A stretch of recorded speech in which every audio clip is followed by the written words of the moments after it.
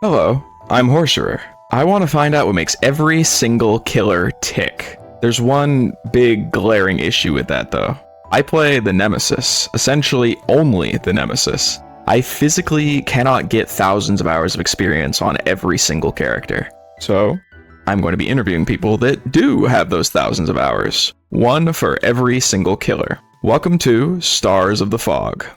Alright, hello, and welcome back to another episode of Stars of the Fog. Today's episode is actually the last of the original planned list of killers. Obviously, there's going to be more, seeing as how we've got up to Ghoul in the animatronic, and as of actually this recording, Crossu came out today. But today's killer, the last one of the original run, is going to be the Houndmaster. My guest here today, well, there's not really a lot of Houndmaster players, but amongst those chosen few, I would say that he is the certified Houndmaster player. So rather than droning on over and over and being like, oh, he's so cool, I'm just going to let him introduce himself. So, my lovely esteemed guest for this final episode. Who are you? What are you known for? And what got you into the Houndmaster? Hello. Yeah, I am Shaders. I play Dead by Daylight. Generally, I try to play both roles equally, but I've been gravitating a lot more to Killer over the last couple of years. Generally, I'm known for a couple of things. I'm known for A, playing Houndmaster. That's why I'm here. B, I'm also known for making Balanced by Daylight, which is the website competitive leagues use to verify their balancing and their builds are tournament legal, no matter which league they pick. And I'm also kind of known for being a bit of a game design nerd and a game designer myself. I always have one hell of an interest in how mechanics in games work and why things are designed the way they are, and basically the entire design process from paper to production. Generally, what got me into Houndmaster was actually the leaks. I thought the original leaks of her and the concept art and stuff looked really cool. And I mean, I guess that's the best you can do because she never got any marketing, right? But I remember I was at work and they just randomly dropped the killer. So I was very excited to get home. I tried the power, started seeing some of the cool stuff you could do, and I ended up sticking with it until the end of the PTB, and the rest is history there. So, the very first interaction you had with Houndmaster was her leaks, because, again, she didn't get marketing like, say, The Unknown or something did, but the initial appeal was just, design. You didn't know anything about the power yet, and I do want to ask a little bit, once you actually started playing them and got your hands on the Houndmaster, when do you really feel like you got the killer? About how long did it take before you felt okay, yeah, I kind of know what I'm doing. I feel like I've mastered my Hound? I would say, yeah, the leaks, I saw the design, and obviously I'm very notorious for being not a big fan of leaks, but sometimes I can't help but peek, and it was peak. So I looked at it and I was like, this is really cool. I want to try this. And then when it started to click. So as I mentioned, I was at work when they just randomly dropped the killer, because normally I book days off. I book days off from my job to go play the new updates, actual total nerd shit. Or usually I get the days off, I strike them for my availability. But anyways, music is a very key portion and plays a heavy role in how much I enjoy a character and what they provide to a game, whether that's in gameplay or design. The music really ties everything together in a neat little bow. So when I was on my lunch, I put in my earbuds and I listened to, Houndmaster's menu music or chase music, what the Survivor theme was, and I was really vibing with it. And I think it set me up really well for the power. So when I went home and I had tried the power in both some public matches and some 1v1s, and I started hitting some cool stuff, it just kind of clicked. It was definitely gradual, but there was definitely a moment in that first night of the PTB where it hit me and I was like, oh, whoa, this is something special to me. This isn't just going to be another killer release passing by. This is going to be something totally different. And what ended up being your favorite part about the killer? What do you enjoy the absolute most now? Is it just is it the theme music? Is it the vibe? Is it the power? What's the top of the top for you? Oh, that's such a hard choice. Genuinely speaking, I'd say it'd have to be aspects of the power. The chase command is really unique because even from a gameplay programmer's perspective, I don't really understand what they did to make Snug move the way he does, but it's still predictable. You can still predict how Snug is going to move. And I think that combined with the vaulting and then the redirect, the chase command just feels so cool. And I think from the Survivor side, having to, maybe I'm getting a bit ahead of myself, but swap your attack attention, what you're paying attention to between, okay, I'm paying attention to Portia now. Okay, Snug's out, paying attention to Snug. Okay, Portia's in control again. Stuff like I love that dynamic. And from a killer end, it also is like just trying to get cool shots with the chase command just feels great. So I'd probably say the power. It would probably be my favorite part of it, but it's all very peak to me. And that goes on both sides. Because like I can count on like one hand how many Houndmasters I've gotten like in public matches when I play Survivor. But like when you play against the Houndmaster, I assume like obviously you're going to be enjoying that type of gameplay because that's what you just told me. But when you are against a Houndmaster playing Survivor, how do those games usually go for you? And do you ever get like anyone being like, hey, aren't you the Houndmaster guy? Like anything like that? And do you enjoy playing against Houndmasters? How do those games usually go? Usually those games are really fun for me. In my like little, occasionally I'll post like tier lists like most people do of like how fun a killer is to play against and as and that sort of thing. Houndmaster is consistently number one in both lists for me. So she's also my favorite to go against, which is a bit of a shame because again, nobody plays her for a variety of reasons, which I'm sure we'll touch on eventually. Basically, yeah, so I find her the most fun in the game to go against. Those games usually against Houndmaster, they're fantastic for me. For the other people in a voice call with me, not so much, because I'm usually a blabbering mess. And I genuinely enjoy my time playing against Houndmaster. And there's not enough people playing her to really, like, I haven't gone against a Houndmaster in months, so I don't really get those endgame chats of like, oh my god, you're the Houndmaster guy. When I'm playing Houndmaster, I've definitely gotten that. That tracks, yeah. Yeah, and I go against a Houndmaster. It's like, I don't really get those chat messages because I just never go against Houndmaster. That totally makes sense. I mean, I sometimes get it when I'm playing Survivor. No way this is horceror. When I'm playing Nemesis, I hit some diabolical shit. Some people are like, okay, you know, this is this motherfucker again, like this fucking guy. It's this guy. So I 100% get that though, yeah. And when you're personally like playing against, well, maybe not you personally, but when survivors are playing against the Houndmaster, because you just shared all the cool stuff, all the stuff you really enjoy about playing against Houndmaster for you personally, but you know, obviously fun is subjective. And what do you think is the most frustrating part for survivors about playing against the Houndmaster? Frustrating. There's a couple of different frustrating components of her. Her cooldown can feel very, very oppressive, and I have a lot of ideas on how to specifically fix that. She feels very snowbally, and a lot of her counterplay can really boil down to hold position at pallet, wait for Snug to catch you, drop pallet, get hindered, and then repeat and hope you have a resource nearby, right? Like against a lot of Houndmasters, that is the counterplay that will like most consistently work on pretty much anybody regardless of skill level. That part is a little mind-numbing. There's a lot of other stuff, like she can contest hooks really well. Like if a survivor is unhooking, normally if you hit a survivor while they're unhooking, it doesn't cancel the unhook if they're past a certain point in the animation, but a survivor can be practically done the unhook animation, and if Snug grabs them, it cancels the unhook entirely, and that can feel really frustrating. There's other components of like, obviously if you have high ping, right, Snug is gonna like teleport and feel terrible. Just generally stuff like that could feel pretty bad. And also she takes like pretty much no time to switch between Snug and herself, so it almost feels like you have two entities like coming at you at once, even though that's not the case. Like twins, except they're actually both trying to kill you at the same time. Yeah, twins, but if like you could control Victor and Charlotte at the same time, which would be crazy, by the way. Yeah. The actual first co-op killer. Houndmaster feels pretty close to it. Yeah, I know, I agree. Like I was a big fan of, I mean, I didn't end up like vibing with Houndmaster very much, you know, because I like what I like in hit game Dead by Daylight, which is the Nemesis, but there's like this character in Heroes of the Storm that is legitimately a co-op hero, and you have to have two people in order to even lock in as it, like, and it's really cool. And he was a lot of fun. He was a lot of fun. And so with people kind of being tag teamed by Portia and Snug at the same time, and like a little frustrations, I even got clipped like a little bit ago last Swift night against a Houndmaster, because that dog is like oiled up or something, because he slid off like 4 rocks. Anyway, not the point. Would you say that there's anything against the Houndmaster for those that don't really enjoy playing against her? Just like any perk counters or any general advice for the people that want to get better against the Houndmaster or want to run a perk that helps specifically against the Houndmaster? Okay, I actually have quite a few here. I would say if you are gunning it for a vault in front of a Houndmaster who has her power up, probably don't take that vault if she starts charging her power, because she can instantly hit you and take the health state if you're in a vault animation when Snug catches you, and you don't get the speed boost. So just pay attention. 2, don't pre-drop against Houndmaster. Keep the pallet up, because if you pre-drop, Snug just vaults it, grabs you, and she gets the pallet and the hit for free.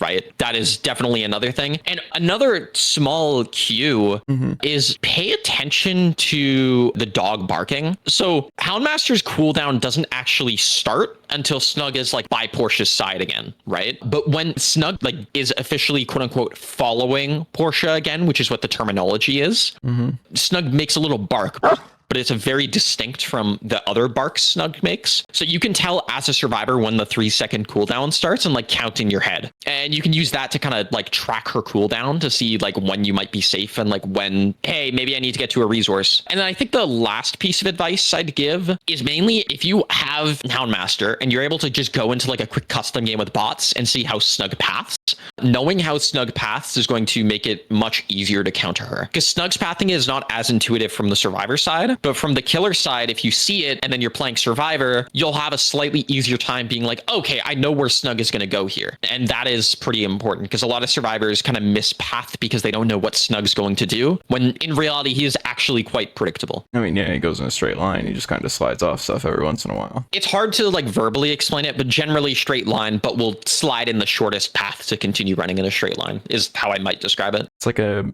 shorter blight, kind of. If blight didn't collide with anything, yeah. So with all that and, you know, advice on playing against the Houndmaster, let's go back to playing as the Houndmaster. So, you know, there's always a bunch of flashy shit you can do on every killer. That's stuff like, I'm watching a clip from this person, I don't know who it is, but I see they're playing the killer that I know a lot about, and I can usually tell like how much experience a person has on a killer based on like what they're doing. So like techniques and just kind of advanced stuff for the Houndmaster, like what is like the flashy stuff that you could see from like a clip of a Houndmaster player and be like, okay, yeah, I get it. Like, this isn't a newer player. This is someone that really knows what they're doing. Like, what cool stuff can you do? There's a lot of things that really differentiate like a good Houndmaster from a bad one. And I think that's great because it means her skill floor is really high as a killer, but that means her skill ceiling is high as well. So I think some of the flashier shit revolves around taking advantage of vaults. The direction you are looking, like Portia is looking when she sends Snug out, if Snug vaults, he'll continue running in that other direction. So you can like basically turn 90 degrees from a window with Snug and do a bunch of cool stuff with that. But then tying it in with like long range redirects or like really quick flashy flicks to try to catch survivors off guard. Stuff like that is very, very flashy and oftentimes very useful. Because the less time you spend in the dog, the more time you can spend like just chasing them. Because if you're going to flick at them, usually if you're going for that type of stuff, you're going to hit them. But also if you're holding the dog,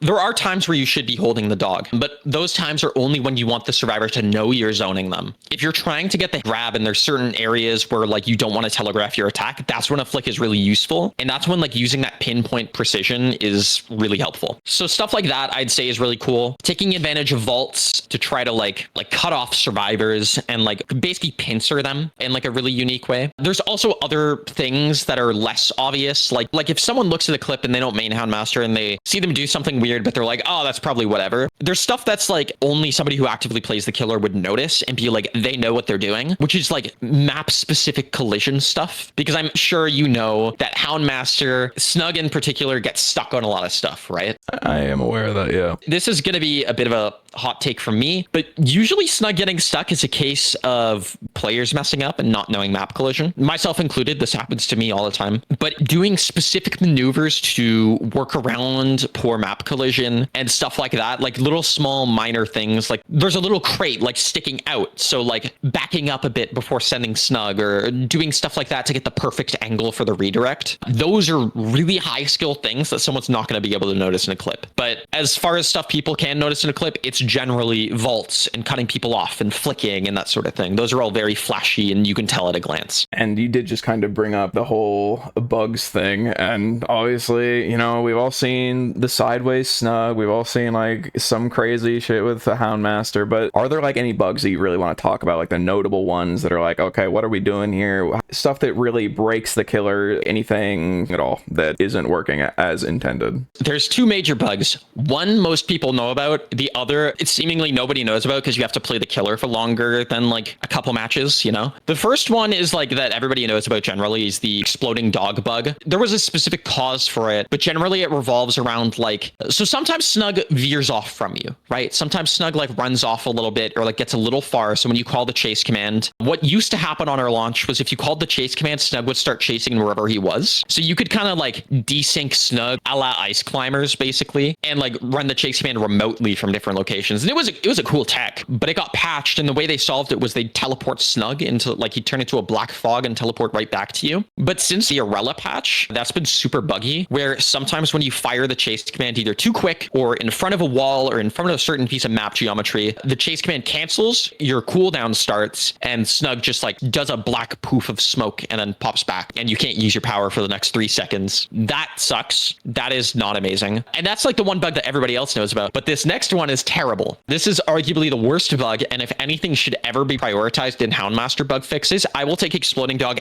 any day of the week over ever having this bug. What I've been dubbing like the stutter slowdown bug, where sometimes when you send Snug out and you miss, right? So you don't actually land the hit and Snug starts returning to you, you will move slower than survivors and you will be stuttering all over the place. And this is randomly solved if you send Snug out, grab someone. It's random when it gets solved. I've tried a million things. I've tried, does it solve consistently if I grab the survivor I was aiming at? Or does it solve consistently if I just grab a survivor or vault or just send Snug out and miss, right? There's no consistent like way it fixes itself. It just kind of does it after a random period of time. I've had it go from the start of a match all the way to the end. And other times I've had it solve within 10 seconds. But what actually happens is, horceror, are we familiar with how servers and clients kind of work? Like how there's a little mini game running on the server and the client is just telling you what the server sees? I mean, vaguely. Okay, vaguely. Vaguely is good enough, right? So you fire Snug forward, right? You have your ability focused, you're moving slower at a slower speed because you have your ability up, and then you fire it, right? Mm-hmm. On your end of the game, your client end, the game thinks you're moving at normal speed, which you should be, but the server still thinks you're moving at that slower speed. So the reason you're stuttering is because you're moving at normal speed on your client side, but the server's pulling you back like a dog on a leash. Ironic. Yeah, ironic. Saying, hey, you can't be moving that fast. You need to slow down, even though that's not your correct speed. It's totally a server-side bug. It's the same thing that happened in 2v8, for example, this last iteration where you use the sprint burst and you're stuttering as survivor and your haste shows a 0%. It's the same thing. The server thinks you should be moving slower than you actually are, and your game client is correct in this case. But that is by far the biggest bug. It is not consistently reproducible. It is not consistently fixable, and it, in most cases, will lose you the entire match just by existing. It's super bad. I mean, yeah, it does sound like it's pretty bad. Absolutely. Here's hoping they fix that one. Yep. And speaking of fixing things, there are going to be moments when people don't really understand what everything does. And, you know, that's just how it's going to be. There's like 41 killers in the game now. So there's obviously going to be a little bit of A, a little bit of B, things that people don't understand, especially against like a lesser played killer like the Houndmaster. So would you like to fix some common misconceptions that people have about the killer? Like, I'm sure you've heard people say things that are just not true and it's just like a common belief. So is there anything you'd like to clear up about her? There's a couple of things. I actually went over a couple of my misconceptions because I know you asked this question. Mm-hmm. I went over a couple of the misconceptions earlier where Snug getting stuck is usually a case of just map collision and people messing up, and pre-dropping against Houndmaster just doesn't work well because Snug will just vault and grab you. But my other misconception, well, there's actually two. I've heard a lot recently, especially when I was doing the Tofu tournament, that there were people who were like, oh, Houndmaster's like a weak killer. I don't know how many people actually think that now, but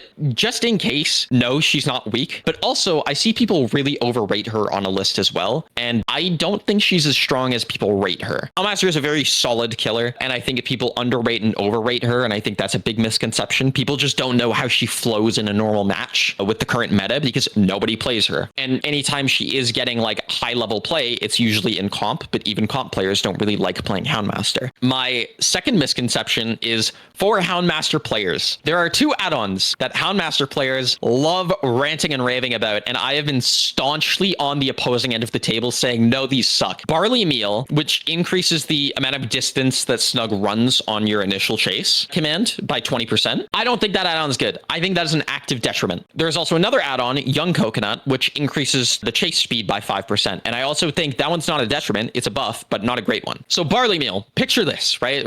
Imagine this in your head. Okay, I'm picturing. You fire Snug out. He moves 20% farther. Mm-hmm. Now he takes 20% extra time to get back to you so you can actually start your cooldown if you miss. Just don't miss, Forehead. Yeah, just don't miss. If you hit a survivor with it, they have 20% more time to make it to a resource of pallet if you hit them long range. And if you hit them before that Barley Meal range, the add-on gets no value. So you're either artificially increasing your cooldown, giving survivors more opportunity for counterplay, or the add-on just doesn't have a use. The add-on is not that good. It is still overall kind of a sort of side grade. Like, it's not a nerf, but I definitely don't think it's a buff, and I don't even think it's close to her best add-ons purely on the basis that you're artificially inflating your cooldown, and that's the biggest thing. Especially because if you are moving actively away from Snug, you are just increasing that cooldown further and further, and the extra 20% is really going to matter a lot at that point. A lot of the stuff that makes Houndmaster strong is her APM, her attacks per minute, and she fires a lot of those. So making that lower weakens her overall, I would say. Young Coconut, the dog already moves so fast that even on half decent ping, the dog looks like it's just barely moving at all. Like it looks like it's just from one spot to the next. So I don't really think 5% is super necessary, nor will it make a big enough difference. There is another add-on that makes it 20%, and I think that add-on makes a difference, but 5% doesn't really do anything. Those are both misconceptions, I think, and hot takes. I think barley meal is definitely a misconception. I think people have the wrong idea about that add-on. Young Coconut's more of an opinion. I feel like in general, you just kind of want to talk a bit more about add-ons. So do you think that in general, they're well balanced? Any overtuned? Any of them are undertuned? And what are your favorite add-ons to run? I like the unfinished map on Houndmaster a lot. It's the exhaustion one. Basically, when a survivor gets hound sense, they get exhaustion for some time. I think it's like 15, 20 seconds or something, maybe even 10. It lets you like either force them to use a sprint burst off of a gen or whatever, or forces them to be exhausted. So when you get into chase, you don't have to worry about lithe, dramaturgy, overcome, that sort of thing. Also, remember how I mentioned the counterplay earlier, where a lot of people they'll sit in the pallet, they'll wait for Snug to grab them. They get hindered, you break the pallet after stunning Snug. Creature's Bone is a really good add-on for that because it reduces the amount of time Snug stays stunned. So if you equip it with Brutal Strength and someone tries to do that counterplay flow on you, Snug is stunned for half the time and you break the pallet 20% faster, you basically have your cooldown already up by the time that pallet break is done. And if Snug is stunned on the other side of the pallet from you, you breaking the pallet, you'll break it quick enough that Snug will be right back to where you were on the other side of the pallet and your cooldown can start a lot faster. Generally speaking, it's a really slept on add-on and it basically reduces the effectiveness of her main counterplay like by quite a bit. Those ones are some of my favorites. I would say there's other really cool ones like Iridescent Wheel Handle. I got some time to play with that one time during a build request and it's like the undetectable one. It is a fantastic add-on. Basically, if you're off the search path when you're sending Snug on a search, you are undetectable. If you're on the search path, you are no longer undetectable. But it basically turns her into like this weird pseudo stealth killer and I think that's really cool. A little bit of sneaking around. Actually, come to think of it, Gunpowder Tin as well is a fantastic one too. Basically gives you brutal strength when a survivor is hound sensed, I believe. I used to not run add-ons on her for a large period after she got overbuffed, which is also the reason I didn't get P100 on her until like literally like yesterday. Again, just because like I didn't think she needed add-ons. I thought she was just ridiculously strong. But now that she's been tuned down to a more acceptable state, now I've been running and experimenting with add-ons a lot, catching up for the months I was not running them. Yeah, that tracks. I hope to get an add-on pass one day so I too can experiment with add-ons. That would be nice. So next up on the stuff that we run type of deal, I want to ask about, you know, the obvious thing, like perks. I'm just gonna be like, okay, so what do you usually run on her? And just, do you think there's any specific perk that Houndmaster runs better than any other killer in the game? Like, is there a perk that you're like, this is a Houndmaster perk first and foremost? Basically any exposed perk on the planet. Some really big ones are, well, obviously Brutal Strength. Brutal Strength on Houndmaster is crazy good because like if you can shoot through resources really quick, you whittle down the map and like you are just a force to be reckoned with at the end game. But perk wise, yeah, basically any exposed perk. Pixel Bush, I know, runs Starstruck on her a lot. I get Starstruck value a decent amount on her, but it's not one of my main perks. Other perks like Friends Till the End are crazy. Hubris is nuts. And you can especially get really good Friends Till the End value if you pair it with the Iridescent Wheel Handle and like give yourself undetectable, go to their location and then get the down like while you're stealthy. Stuff like that. Like there's a lot of stuff like that because Snug grabbing you, that's not a health state. It's only when she M1s you, it's a health state. So she basically does very well with a lot of exposed perks and other perks like Save the Best for Last, right? So you equip Save the Best for Last and there's a lot of times where, so when a survivor's at the gate, right? When they're at the exit gate and you hit them while they're injured, like you grab them with Snug while they're injured, you down them, you don't get much time at all. Like you get like 0.2 seconds to pick them up and it's like really not enough. Like 99% of the case, you are not going to get that pickup. Save the Best for Last changes that. The exit gate blocker lasts like 3 seconds, but if you do Save the Best for Last, you get more than enough time to actually pick them up and hook them. So it makes Gates really dangerous against her. And generally, it just speeds up her chase. Because when you hit a survivor, you start your 3-second cooldown with Snug. And if you are like 8 stacks, save the best for last, you could just basically immediately follow up and get like 2-tap. She goes from having like really insane 2-tap potential to having like literally the best 2-tap potential in the game, like undoubtedly. Because of her humble beast. Thank you. Yes, correct. And speaking of Snug, Snug being Portia's dog, of course, if that wasn't already obvious at this point in time, she is the Houndmaster, the master of hounds, and that is her hound, of course, which is going to be like her main shtick, her main thing, her whole backstory and the like. So I do want to ask about her backstory. Like, how do you feel about Portia Maye's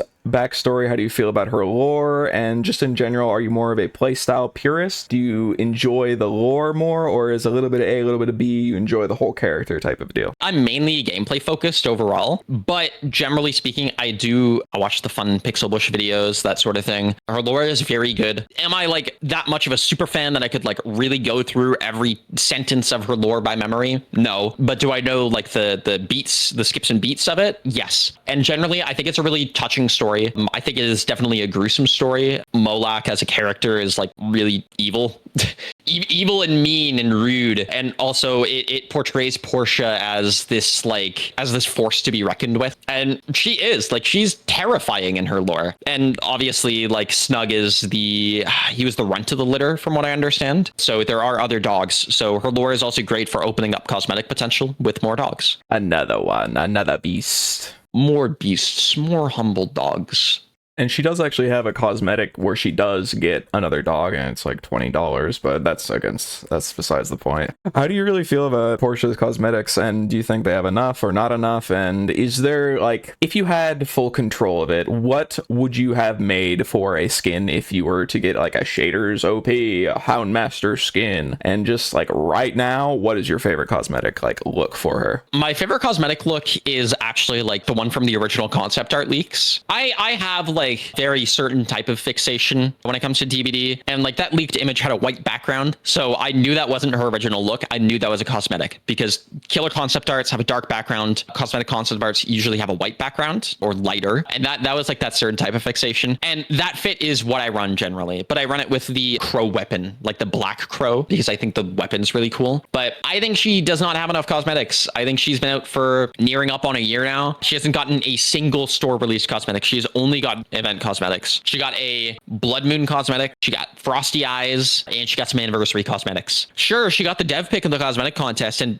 congrats to that artist. That skin in particular is amazing. It is fantastic, along with all of the other submissions. But I want like a store release skin. I don't want something like locked behind FOMO like that, right? That rift is going to disappear. They're going to relaunch it in a year, right? After that, or 2 or 3. I don't know how long they do nowadays. The event skins, those are locked behind FOMO, right? Play the event, get the cosmetic done. I want like a skin where I can go onto the shop, I can give you my hard-earned dollars and receive a digital cosmetic in return. I want some of that. And I feel like she has literally got nothing in that space, and I really wish she would. As for skins in general that I wish she would have, it's hard to say. I'm not fantastic at this. I do really like the style of her anniversary skin. I would either want like, kind of like as stupid as it is, like a sort of stereotypical pirate skin, I think would be really funny as like an April Fool's thing. Like give her the stereotypical eye patch and everything, or like something that's like make Snug a really big parrot, or something that's like proper black and gold. Black cosmetics with gold accents are like, that's my thing. I like black and gold. Red and black's all right, just like black on black, stuff like that. That's sort of like clothing and aesthetic and cosmetics I really, really like. So that's sort of the thing where I'm like, yeah, I want something like that. So if I was in control and they said, give us your cosmetic ideas, give us your wisdom, and I would say, okay, black and gold, and they'd do it, and it'd be awesome. So you got a good few ideas. And would you have a specific dog you would want Snug to be if you had to choose? I like default Snug. I like the Cane Corso. I've had many a dog in my life. The dog that's like from my childhood was like a Jack Russell Pekingese mix. If they ever added that, I would have to just equip the skin with that, just out of like, look, I've had this actual dog mix in real life. I think this is really cool and sweet. But for the most part, like as far as in-game goes and like realistic picks, because those dogs are quite small and Cane Corsos are large, and like Great Danes Chihuahuas are large and Pitbulls are large and all those sorts of dog breeds. Like those are realistic picks, so I don't think they'd go with a Pitbull. I think Cane Corso is fine. And I feel like behavior is very much like they don't want to entertain like the idea of like, oh, pit bulls are evil, so they kind of strayed away from that on purpose. Yeah, because it's too easy, you know. It's like they purposefully stray away from it. Just for the record, pit bulls are not inherently evil. Pitbulls are awesome, but they even strayed away from it like as like a little tidbit. Snug is never directly angry in the game. They made it so Snug doesn't whimper when he's stunned or like cry out when he's stunned. They made it so it was like more of like a frustrated bark. Snug generally is quite passive. The only time he ever like is in an aggressive state when he's actually biting and grabbing you. And that's because he was commanded by Portia. Snug is never actively angry or actively goes after the survivors on his lonesome, because this was like a stereotype behavior purposefully mentioned that they wanted to avoid, and they wanted to be very careful about it. So I think they did that in a certain way. And if we have time, I'll talk about a certain mechanic that was never added but is still in existence, that I think the reason they removed it was the stereotype. I mean, go for it. Like, while we're here, might as well. Okay, sure. So there's a mechanic called Taunt, where basically you would fire a search mode to like a generator or a location, and survivors inside that are detected in the hound sense radius, they would build up Snug's taunt meter, and Snug would like bark and like basically bark at them. The taunt time was about 4 seconds, and when that timer was filled, if survivors taunted him enough, he would like basically turn to them and pounce them and deal a health state immediately, like just passively. There are obviously balance concerns about that. I don't think it's the worst idea. I think Snug, while he's in search mode, I do like separating the two, but also I don't think it's the worst idea. But also, like, I think there's another reason of like, that is a case of Snug passively attacking you by his own decision, right? And I think that would feed into the stereotype a little bit. But that's a mechanic that never got added. It technically exists, but the standby time for Snug in his like search command is not long enough to actually activate the mechanic. So if they ever buff the standby time and forget to change that mechanic, we might see that come in, but hopefully not. Yeah. And with Snug necessarily, I know she can pet that dog, which is also another very cool part of the character. And like, while survivors can't do it technically, like they can mime it. So how often do you really run into people that are like fans of the Houndmaster, and how does the community feel about the character in general? Like, what is the vibe when you go into a game? Is it like a positive experience most of the time? Is it negative? Are there people that like DC if they see a Houndmaster? Like, what is the overall vibe of the Houndmaster experience? I get occasional DCs, but I think a lot of her hate is like really overblown online, because in game it's fairly standard. It's like a lot of other killers. I walk in, I play the match. Nobody really memes at all. Like, nobody drops their item and tries to pet that dog, thankfully, because like I'm the type of guy who I just want to play the match. I don't really meme around often, but usually it's like people just playing normally. If somebody gets two tapped quite viciously, they'll probably DC. But general community vibe seems to be like, she's fine, she's really buggy, she's decently strong. That's kind of the vibe I get, right? Where it's pretty run-of-the-mill average, like nothing super stands out. There's obviously a lot of folks like who like super hate her, and it seems to be like you're either all right with her or you super hate her and you think like she's the worst thing in the world. In terms of fun to play against, general community consensus, it seems like she's on the lower half for sure.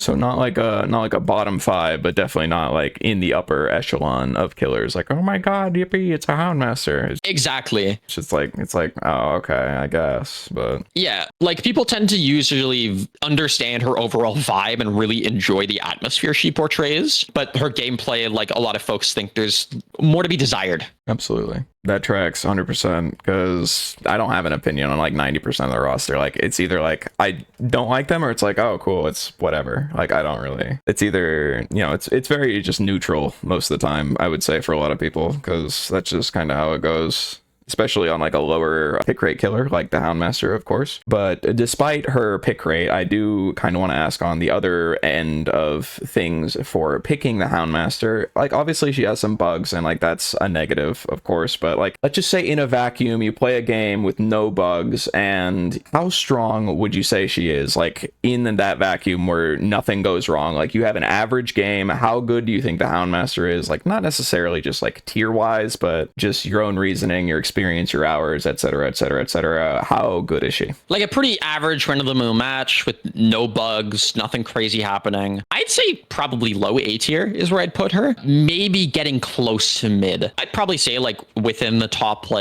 15 to 13. Like I'd probably put her like 12 to 15 in the game if there was nothing going wrong with the match and it was fairly average. Like she has very clear, consistent counterplay. If Snug is doing exactly what he should, Snug isn't like disappearing, or you're not being slowed down for the entire match or stuff like that, or there's no stuttering. Honestly, yeah, I'd probably say like anywhere from number 12 to number 15 would be like a sane spot to put her. She's definitely in the upper list of characters, but we have so many exceptionally strong killers nowadays that it almost feels like Houndmaster's slowly being pushed down because more killers are either getting like really buffed to that upper echelon, like more killers are being added, like Kaneki or right now Karasu, that are like ridiculously strong that like super overtake her. And just for the record, because this video is probably going to come out for a bit, so she might have gotten nerfed since the time, but this is the day of the Karasu release, and she is very strong right now. She is crazy strong. So yeah, I'd say 12 to 15. I'd say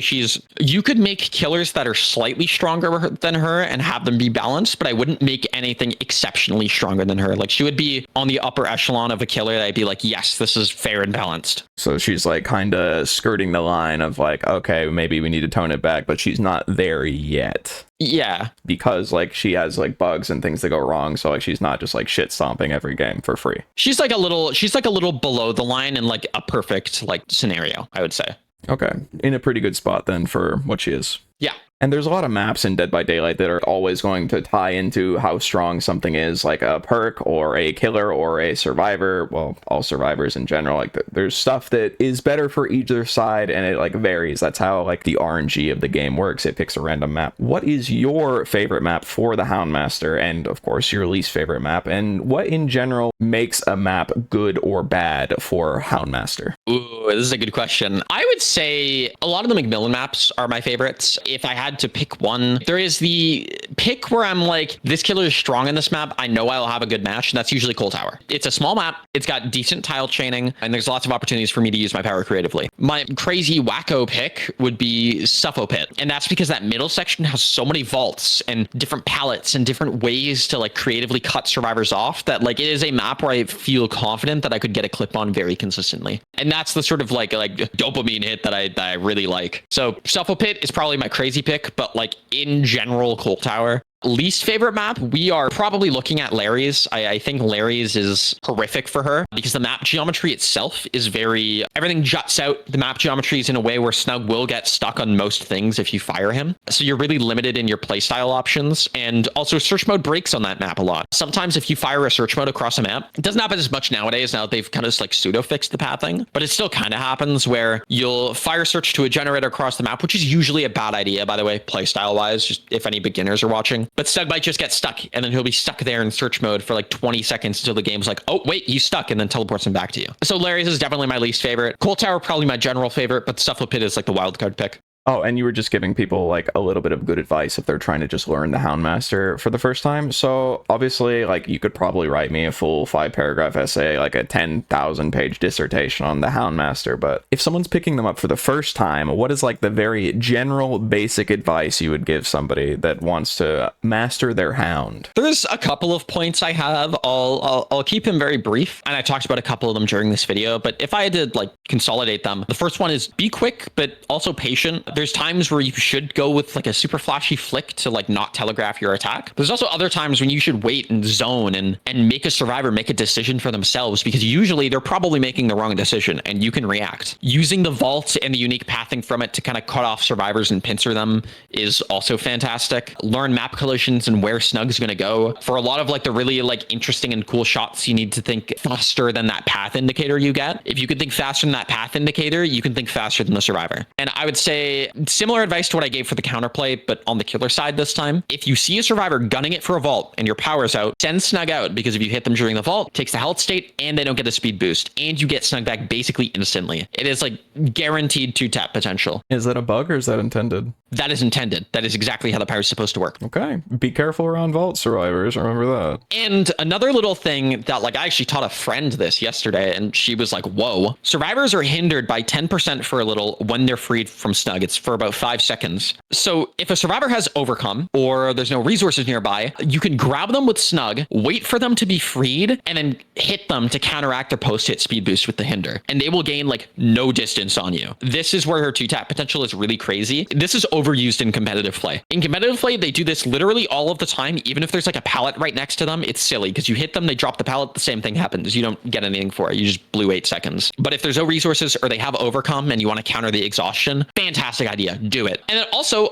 just another small like metagaming thing, min-maxing. Your cooldown only starts when Snug's by your side again. So if you send Snug far off and you miss, maybe slightly path back into Snug so you can get your cooldown a little quicker, because otherwise you're just artificially increasing your cooldown for nothing. Those are a lot of beginner tips I'd give. Like if someone's just trying out the character, there's a lot of other things people can naturally explore, like using search mode and chase, and like for mobility and fake outs and that sort of thing. And what I call splitting the map is another technique I have. But generally speaking, that's beginner advice I would give for somebody getting into the killer, of like, just think about all those just a little bit. Just a crumb, just a tad. Obviously, you don't need to be doing like 360 no scope, dog only, Snug build on your first game. Like, yeah. But, you know, I can give this for every killer as a piece of advice. If you do not attempt to use your power, you are never going to get better at using your power. So you will miss. That dog will go to Narnia, but you gotta accept that, because that's how you get to the point where you are sniping someone like off rip. Like you gotta try and fail, and then you will succeed. But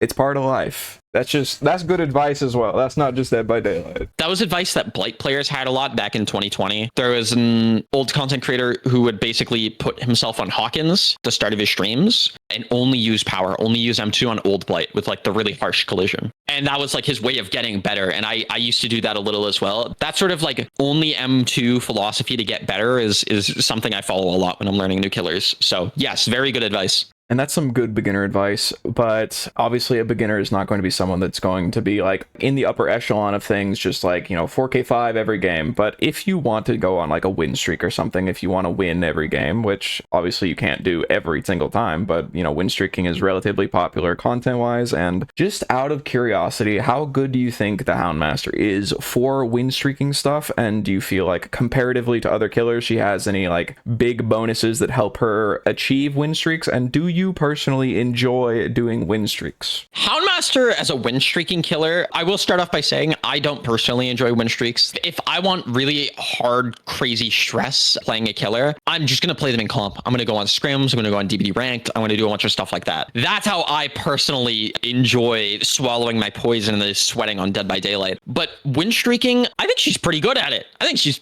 pretty damn good at it, in fact. She is, as I mentioned before, a very snowball-y killer. So survivors make a mistake, you can really capitalize on that, and just like one after another, and before you know it, like everybody's abandoned and you're the only one in that lobby. So she's pretty good at it. Stuff like exposed perks, a little bit of slowdown, stuff like that would probably fit really well in a win streak build. Nowadays, now that like hex totems are getting better because ruin is 150% as of the date of this recording, and Snug can be sent over to totems to guard them, stuff like that is really good. So I think she's pretty good at win streaking. If I had to do a win streak build, it would probably start with maybe, I want to say corrupt, but also I think her potential for the first down is quite good. But if you want to play it safe, corrupt. If you want to play it saucy, a little bit of lethal pursuer maybe. I'd probably throw on, oddly enough, Dragon's Grip and Brutal Strength, which are really weird picks. Dragon's Grip, the exposed is fantastic. 60 seconds of exposed, you're getting hit with Snug in 60 seconds. I'm sorry, that's happening. And Brutal Strength, obviously, just because clearing through pallets as her is really good. And you can even combo that with the add-on earlier that gives another 20%. So that's like up to 40. So that's like super brutal. Yeah,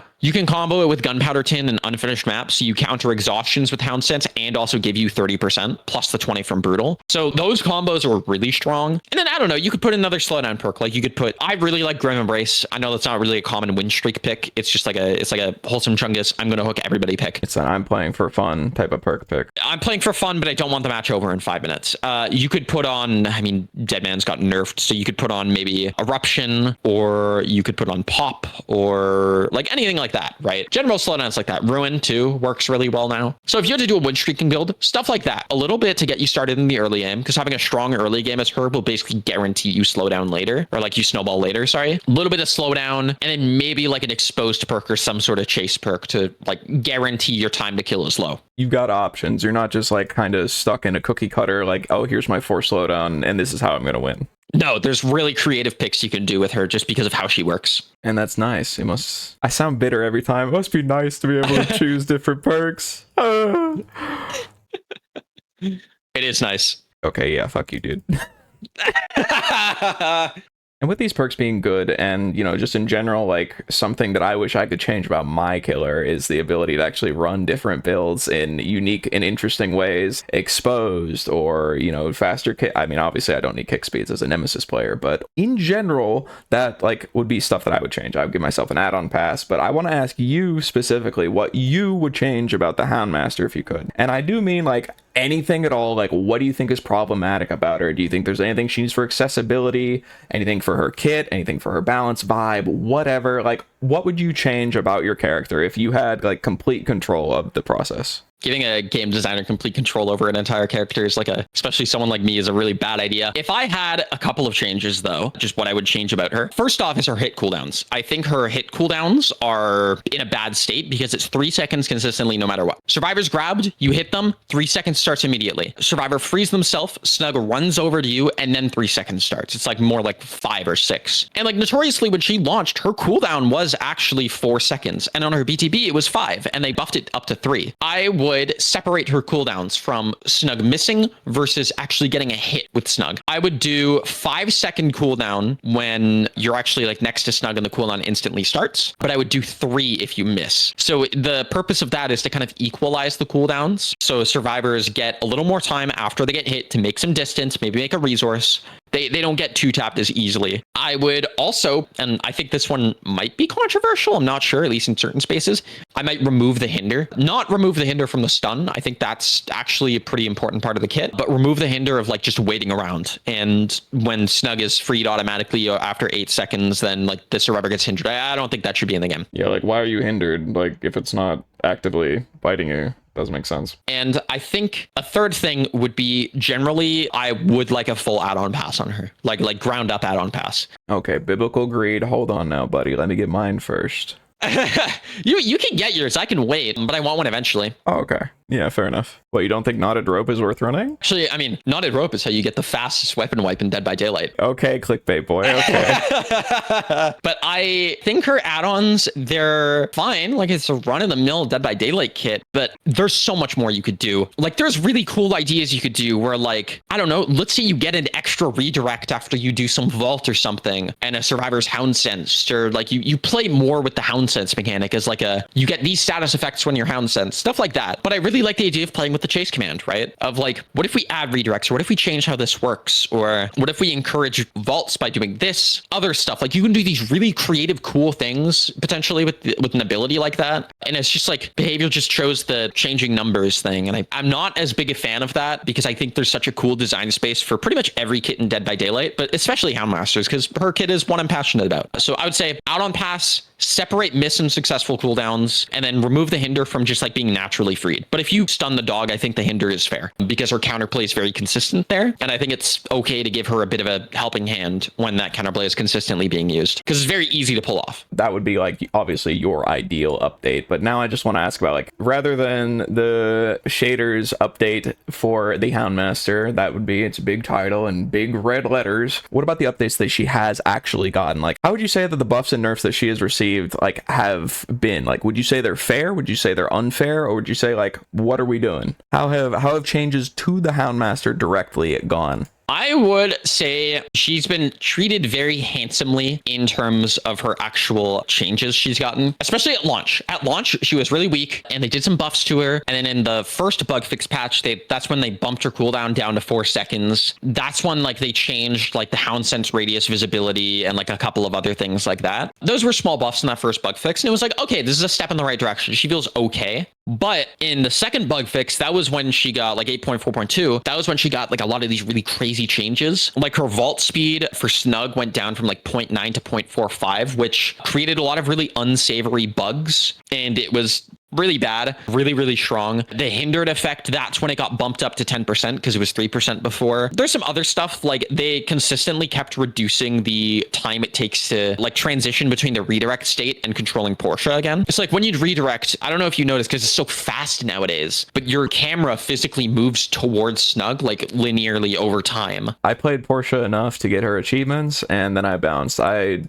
not aware. That's actually the whole point of the series, actually, is that I don't know about these killers. Yeah. Okay, well, that is something that happens. They lowered that amount of time frame it would take down to like 0.15, I think. It was like 0.25 before. So like the power just felt snappier. Vaulting was quicker. The cooldown got reduced to 3 seconds, which is where it's at nowadays. And like canceling the chase command and all that sort of stuff is like faster. Like she got super overbuffed during that patch. Many of our buffs stayed. Turns out the one big thing, well, maybe the two big things from that patch that were really busted were her vault speed and the time that like Snug would block exit gates. It was 5 seconds before, and now it's like, I think it's like 2.5 or something. It's definitely small. It gets small enough to where it's like, oh wow, I can't really, like, you can't use it unless you have Stabiffle. Save the best for last. But later on in her lifespan, she had that reduced, obviously the exit gate time, as I mentioned, and her vault speed went up to 0.65 seconds instead of 0.45, which I think is a sweet spot. That is about where, when she got super buffed, that was about where I wanted the vault speed to actually go, and they did it. And they also upped her blood point gains and stuff like that. But balance-wise, I think she's been treated really nicely. A lot better than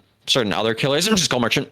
But yeah, generally, I don't know. I think she's been treated very nicely in terms of balance changes. It's like the one case where I think behavior took community feedback, listened, and applied it very quickly. Would like to see that continue to happen. Yes, please. That would be great. Yeah, I think you guys did a good job. So how about changes that are not directly to the Houndmaster, though? There are, other killers in the game, an extra 40 other than her. There's all the survivors, all the perks, all the maps, etc., etc., etc., etc. Like so many other things than just Houndmaster. So I do want to ask how the changing of the tides, the changing of the fog, if you will, has really treated Houndmaster, like with all the new perks, all the new characters being added, all the new maps, all the new like reworks of everything, like mechanics, gameplay, everything. How has she kept up with like the changing meta, and do you think that she's kind of fallen off, or do you think she's still in a good spot with everything that's happened? I think right now she's in an okay spot, but I think she's falling off. And I don't think people are realizing it because nobody plays her. The new maps like Fazbear's Pizza and Dead Sands and Fallen Refuge and Ormond Lake Mine, those are all really good maps for her. I really like those maps. I think they play very nicely for her, but also the meta right now is really bad. There is a lot of things that Houndmaster really excels at, and those are all of the things that are being directly messed with the new metas. So super crazy healing. Houndmaster is particularly vicious to injured survivors because the main ways to counter Houndmaster are obviously pallets, right? But there's also distance. She's not a mobility killer.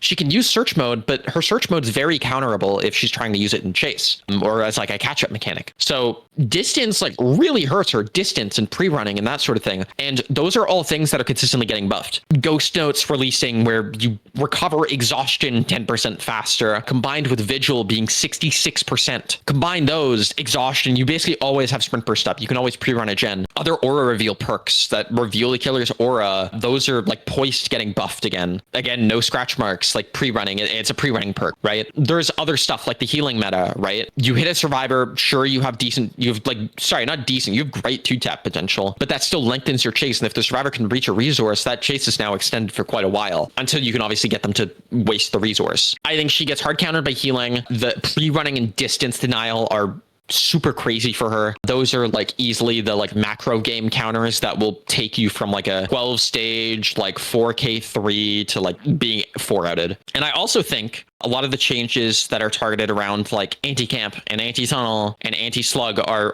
really difficult for her because those are 3 areas where she does extremely well in. Especially tunneling, because you can just like, if someone comes to take a body block, you can hit them with a dog and then go back to tunneling. Like, yeah, exactly. It's a little BM, but it is pretty funny as well. But she's really good at confirming stages. So she brings the stage, like the hook timer, she basically reverts it back to 60 seconds just by existing. And I think the 60-second hook timer really hurts her a lot. I think anti-camp perks like reassurance hurt her a lot. And I think really vicious anti-tunnel, she is harder to body block for, as you said, but it's not impossible to like take hits, right? Sometimes it's a really good idea to keep Snug on you for 8 seconds. Then she doesn't have a power for what, like 12, 14 seconds, and she's just an M1 at that point. Kind of like Victor then, because like the dog doesn't injure you if it just like lets go over time, right? It's just... No, it doesn't. It's just a mild inconvenience. Yeah, like you're just stuck in place, but also now you have Snug. So if she wants Snug back, she has to hit you. Unless you're running a perk like Stabiffle or Rapid Brutality, which are great perks on her. Or knotted rope, you guys. Or knotted rope, you could get the 2%. Then like, yeah, like you're just kind of out of a power because they're protection hitting you. So like the body block thing where you grab somebody else and continue to tunnel really only works if they're in close distance. If they're not and they're just kind of bottlenecking you, then it's a much tougher call. But yeah, those like changes, she's really good at confirming stages. If you've got a survivor on hook at 60 seconds and someone comes in for the save, wait until the last second in that animation, grab them with Snug, and then just wait and body block and get in the way, and you will basically always confirm that stage. And in fact, I've had many people DC because they were on second hook stage and then they die, and then their teammates DC because they were trying to get the save and they physically couldn't unless they had 3 people there ready to go. It's really tragic, but she's really good at those. So any changes that are like anti-tunnel or anti-camp, I think she will need compensation for, because she will get lower in a tier list and people aren't going to realize it like they realize with other killers like Unknown, the harmless that they just nerfed today, actually. So yeah. And speaking of other killers, like not necessarily like the Unknown, the harmless as we've put it, of course, but with playing a killer like the Houndmaster, you're going to gain some skills like playing the game, of course.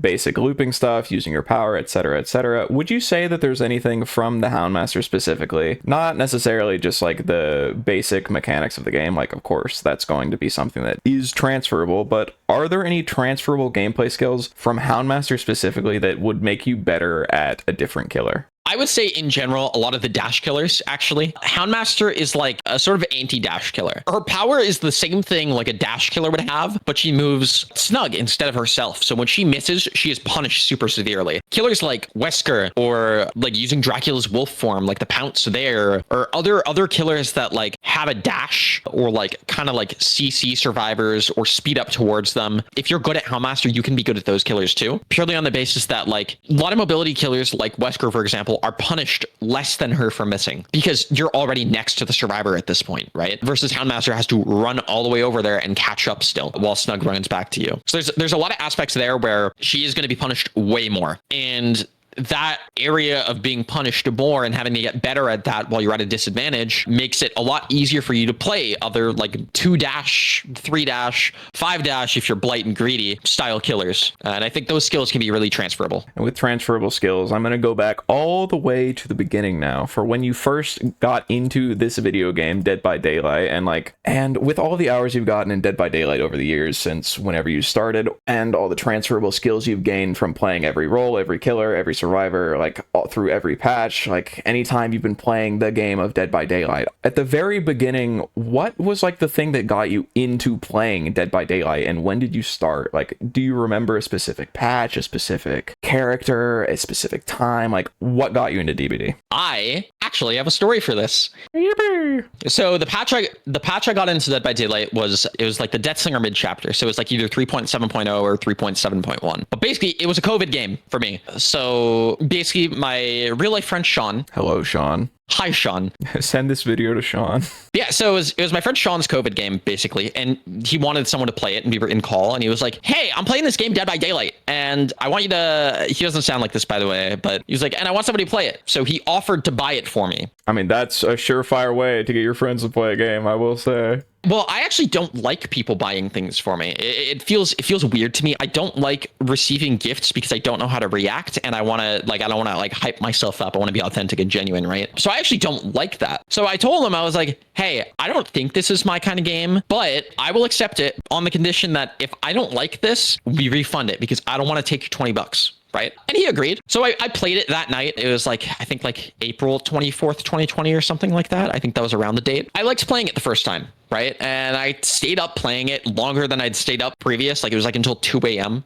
And I was like, oh, whoa, the time. So we went to bed. Right. And I the next day in the morning, I thought about refunding it. Like I was on the like Steam store and I like had a message written up because I was worried like I wasn't going to play it for a longer period and he wasn't going to get the value out of his money. And I know that's a really transactional way of thinking, but can't really help it. But what I decided was instead of like thinking about refunding the game and like doing stuff like that, to just play it. Oh, wow, Sean just actually started playing Slay the Spire mid-conversation here. Instead of thinking about refunding it, I decided, you know what? Let's just play it in the morning. Something clicked, clicked pretty heavy. Like, I didn't think it was going to be like a long-term game like this. This is the longest I've been in any game community period, like consistently. And so something clicked, and we started getting teasers for the 4th anniversary, and it was really exciting because like nobody knew what it was. There were no real leaks back then. We had like garbage malware-filled sites that like would post like fake leaks, but that was about it. And I was thinking, like, I saw some people saying, like, what if it's like Pyramid Head? And I was like, there's no way.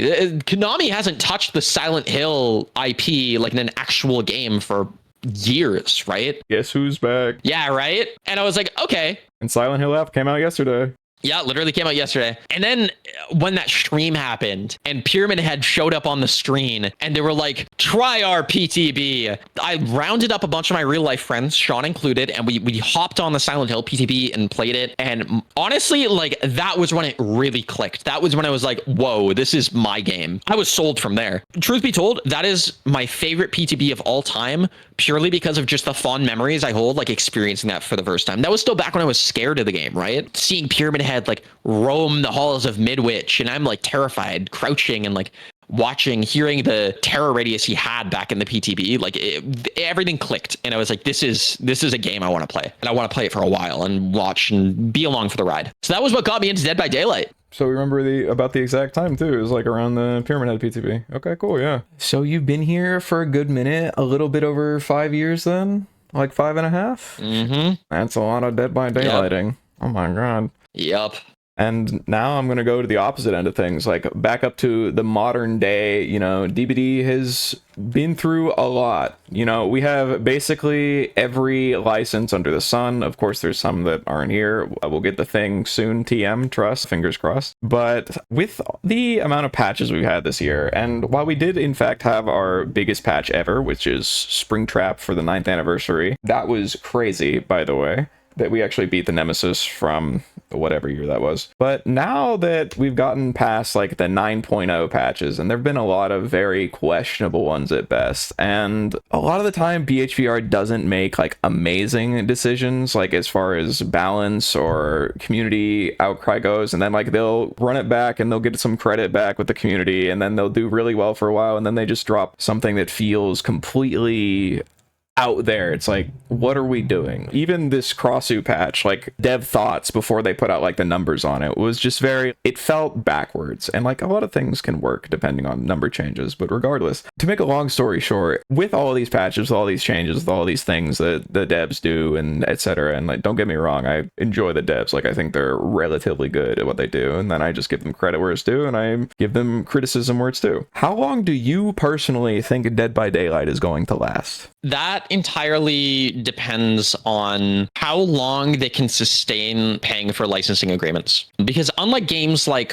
Fortnite per se, where they add a license, it's a limited time, and then people who bought it during that time have it, so there's no like recurring licensing fees unless they want to rehash a different deal. Dead by Daylight keeps these characters for as long as they can, and they renegotiate every couple of years. This is just how game contracts work, right? There is a set time period the contract lasts, and then you renegotiate. And Behavior has been doing this under the table for the entire time without like the community seeing, because obviously that's not the process you want the community to see. It's like going to a table with like John Disney or John Tokyo Ghoul and being like, all right, it's time to renegotiate. We want to keep this. What do you want? You know, the day they start losing that, or the day the cost of that is so high that they can't like afford it, if like player count declines, is the day like the game is like, that's the last nail in the coffin. Game loses its licenses, the game loses its life. Simple as. And as much as I don't much like licensed content, at least a lot of it, I think it's really important to the lifeline of the game and the sustainability of it. If I was to give it a time frame for Dead by Daylight, it's like how long it will last. 5 years ago, I said 5 years. Today, I'm saying 5 years. Another 5 years. Another 5 years. But this is a caveat. If the direction they keep heading this game in, we are on an airplane right now. We have lost one of our engines. We've got another engine going. If we don't fix that other engine and keep ourselves in flight, we are going to lose both engines. We are going to crash hard. We will crash into the ocean, so nobody's immediately dead. Most people still survive, but there's no rescue team. You know, just to continue with that metaphor, I think it would be a very gradual and slow death. But if we keep heading in the direction we're heading, 3, years, maybe 3.5. But if behavior does like they usually do and fixes the engine and puts the plane back up and is right back on course, then Forever. 5 years, I'd say. Forever. This game will never die. So another 5 years for Dead by Daylight. Yes. But what about with you and the Houndmaster? What would make you drop your killer completely? Like, what would be the nail in the coffin? What would be the last thing that would make you be like, okay, I don't want to play this killer anymore? What would break the camel's back? If she is Skull Merchant nerfed, that's one of the things. Obviously, if there is a killer that comes out in the future that is like, whoa, this is a crazy design, like this is something I really vibe with on a different level, then yes, I have a tendency to switch mains every now and then. It basically ends up being a yearly thing, but it seems like Houndmaster is going to be longer than a year at this point, which is good. I enjoy her kit more than pretty much every other killer in the game. But yeah, so I would say if she is reworked in a capacity where she loses her identity, which also seems to potentially be Skull Merchant, or if her bugs stick around. Her bugs are really bad right now. Like, she is near unplayable. If they kill switched her, I would not be mad. I would be like, yeah, honestly, you should have done that months ago. But her bugs are really, really bad. And I think if those were to stick around, there is a real world where I just drop her because I view my time as like not worth playing her because I'm fighting bugs all the time. And I think that's one of the actually most threatening things that would make me drop her. Out of all three of those, a rework where she loses her identity is not very likely. Skull Merchant nerfs are not very likely because most people don't see her as like extremely busted or like people don't insta DC. But her bugs being there, low pick rate, people aren't really talking about them. That's a threatening one, I would say. And that would be tragic, let me tell you. And that's kind of all I've got as far as Houndmaster questions go. So, you know, I want to thank you again for coming on and talking about Portia Maye and Snug, that little guy. And, you know, now this little end section is just kind of your time. If you want to talk about anything, if you want to, you know, give people your links where they can find you, tell them what you're working on. I know you're a game dev, and yeah, the time is all yours. So just talk what you want to talk. Sure. Yeah, if you guys are interested in seeing me play any Houndmaster at all and like just rant about game design stuff, especially in the realm of Dead by Daylight, I am SHADERSOP on all platforms. I stream on Twitch. My Twitter is SHADERSOP. That is where a lot of folks will recognize me from, but it's also my YouTube, TikTok, and Instagram as well. I do have a link tree for all of this. And then as Horse mentioned, I am a game designer. I am working currently on a very unique and ambitious project that will be announced next year. So tune into channels and stay tuned and you'll see the announcement for that. And that's kind of my magnum opus, I'll say. Not many details yet. And if you are going to or were at TwitchCon and you met me, there is a real world where you might have received a little card with some more details. But all that is announced next year. Thank you, Horse, for having me. This has been fantastic. I enjoy the Stars of the Fog, and I am happy to be a Star of the Fog for Portia Maye and Snug. Yeah, of course. Thank you for being here. And thank you for being here, dear viewer. Yes, you. I appreciate your support. Go check out shaders on literally all of these links on your screen. They're also in the description down below. Don't forget to like, comment, subscribe. I gotta say all that, you know, call to action type deal, of course. And I appreciate your being here. I hope you have a lovely rest of your day, noon, morning, evening, or night, whatever it might be, wherever you might be. And I hope to catch you, well, I guess this is the last one for now. There's gonna be more, obviously, like people are gonna, like, we're gonna do one for the ghoul, we're gonna do one for the crossu, we're gonna do one for the animatronic, but those are gonna be a little ways out. I'm also going to update the series to just be more of like just shining lights in the fog rather than just killer one tricks, because we've kind of hit the end of the list when it comes to killers. And yeah, you know, thank you for being here, and I hope to catch you in the next one, whatever it might be. So, you know, see you when I see you. Goodbye. Bye-bye.